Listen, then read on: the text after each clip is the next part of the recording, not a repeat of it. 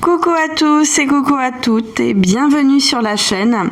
Je suis vraiment trop contente de vous retrouver aujourd'hui sur le podcast. Je voulais aussi dire bienvenue aux nouveaux abonnés. Oui, j'ai vu qu'il y avait des nouvelles sur la chaîne. Bienvenue à vous. Alors, avant de commencer, si c'est pas encore fait, pense bien à t'abonner à la chaîne et activer la petite cloche pour ne rien manquer des prochaines vidéos sur la connaissance de soi, la conscience de soi, la transformation intérieure et la libération de tes schémas. Alors, aujourd'hui, on va aller voir ensemble 5 exercices de métacognition. Et ce sont en fait des exercices que moi je donne aux personnes que j'accompagne en myosthésie. Je le fais pas souvent, mais ça peut m'arriver de le faire. Et c'est surtout quand je vois des personnes que j'accompagne qui sont énormément dans le mental. Alors, pour ceux qui connaissent pas ce que c'est la métacognition, c'est le fait d'avoir des pensées sur ses propres pensées. Ça peut arriver, et ça arrive énormément aussi, faut le dire, chez les personnes qui peuvent avoir un TDAH. Donc voilà, bienvenue dans le club si vous vous reconnaissez dedans. Très souvent, on se dit « Oh là là, mais tu réfléchis beaucoup trop, t'es beaucoup trop dans ta tête, tu réfléchis trop, t'as trop de pensées. » Et c'est vrai que avoir des pensées par rapport à ces pensées, on appelle ça en fait la métacognition. Donc, aujourd'hui, ce que je voulais faire, c'est utiliser ça à bon escient, on va dire, de ne pas le voir comme quelque chose de « Oh là là, ça y est, on arrive, on va se faire des nœuds au cerveau. » Non.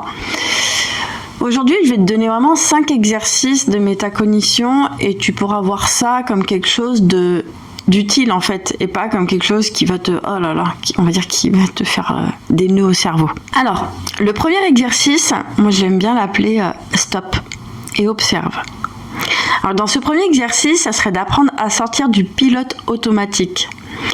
Dès que tu vas ressentir une réaction automatique, procrastination, stress, colère, énervement, frustration, dis-toi, tu vas te dire mentalement stop dans la tête comme ça, stop. Puis là après, si tu veux, tu pourras prendre un stylo, un papier et te poser 3 questions simples. Ou tu peux même le faire mentalement. Même mentalement, tu te poses ces 3 questions. À quoi je suis en train de penser là? Qu'est-ce que je pense? Deuxième question, qu'est-ce que je ressens en fonction de ça, de cette pensée? Qu'est-ce que je ressens par rapport à ce que je pense? Et troisième question, ça serait de te demander qu'est-ce que je suis en train de faire là, maintenant, présentement. Et tu verras en fait que le fait de faire cet exercice, ça va vraiment te permettre de créer un espace entre toi et ton automatisme. Ça va aussi te permettre de mettre de la conscience aussi sur ton automatisme. C'est un peu pareil. Hein. Et à force de mettre de la conscience sur ça, ça va vraiment te permettre d'aller vers une action opposée. L'action qui va te permettre de sortir de cet automatisme. Donc là, la métacognition, elle est quand même hyper utile. C'est de regarder, de voir comment tu fonctionnes et après d'aller trouver là où les solutions pour sortir de ton automatisme. Le deuxième exercice que je donne aussi, celui-là je le donne assez souvent en myosthésie, c'est, moi je l'appelle la boucle des schémas en fait. Deuxième exercice, c'est de comprendre tes répétitions. Tu vas prendre une situation récente, très récente que tu viens de vivre et de l'analyser. Tu vas poser dans ta tête ou même sur papier la situation, ce qui s'est passé. Ta pensée automatique, ton émotion, ton action et le résultat. Puis après, tu vas te demander, est-ce que ce schéma revient souvent dans ma vie? Et tu vas voir qu'en faisant ça, c'est comme ça que tu vas mettre en lumière ce qui était invisible. Parce que très souvent, on ne s'en rend pas compte, hein, c'est vraiment inconscient. Hein. Et tu vas voir qu'à force de faire cet exercice assez souvent, de poser la situation, voir la pensée que tu as eue par rapport à cette situation, que tu as manifestée, parce que peut-être que tu ne t'es pas rendu compte que tu as manifesté cette situation en fonction de ta pensée, en fait.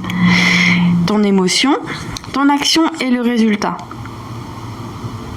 Plus on pense à quelque chose et qu'on y croit vraiment, plus le truc va se manifester en fait. Et peu importe ce que c'est, hein, ça veut dire que même si tu es en train de te dire oh là là mon Dieu, je vais me retrouver, je sais pas, à découvert ce mois-ci, ça c'est sûr. Et puis ah bah oui, mais moi j'ai tous les preuves qui me montrent que je vais être à découvert.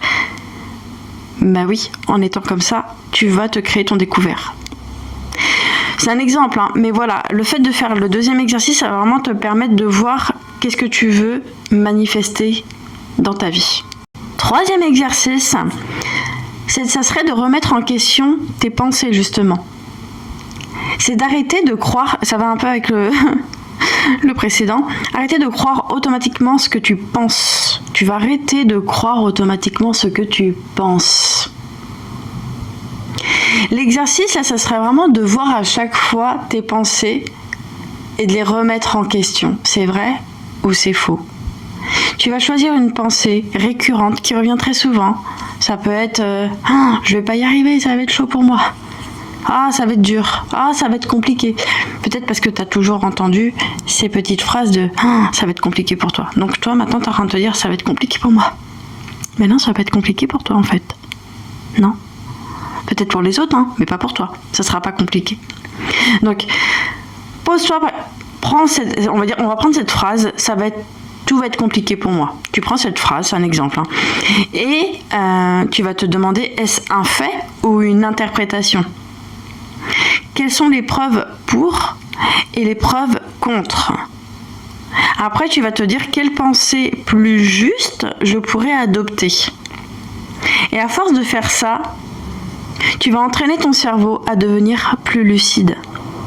Moi, je te le dis, hein, ton cerveau, ton mental, c'est un mytho. Le quatrième exercice, ça serait vraiment de changer ta perspective.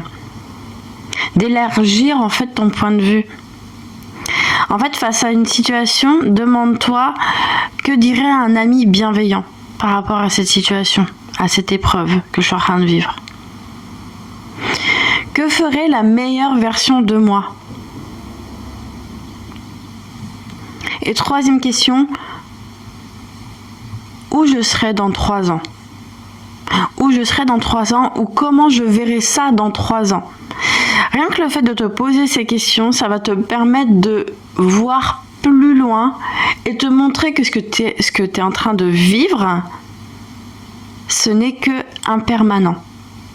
Parce que très souvent, quand on vit un truc assez compliqué, assez difficile, on est trop connecté à l'aspect émotionnel et quand on est trop dans l'émotionnel, en général, on a du mal à rester, on va dire, réaliste sur ce qui se passe autour de nous. Donc rien que le fait de faire ça, ça va vraiment te permettre de sortir de ton prisme habituel. Cinquième et dernier exercice, c'est l'expérimentation consciente. En fait, dans ce dernier exercice, ce serait vraiment de passer à l'action, mais différemment. Ça, c'est un truc que je dis très souvent en myostésie. Passer à l'action différemment. Tu vas repérer un schéma, par exemple, éviter un truc que tu reportes depuis un petit moment. Et puis volontairement, en fait, tu vas faire l'inverse, en fait. Je vais donner un exemple, mais le fait de te dire je me suis mis en tête que je ferais tous les jours au moins pendant 20 minutes du vélo, et là il y a un jour où voilà, tu te dis non, t'arrêtes pas de le reporter.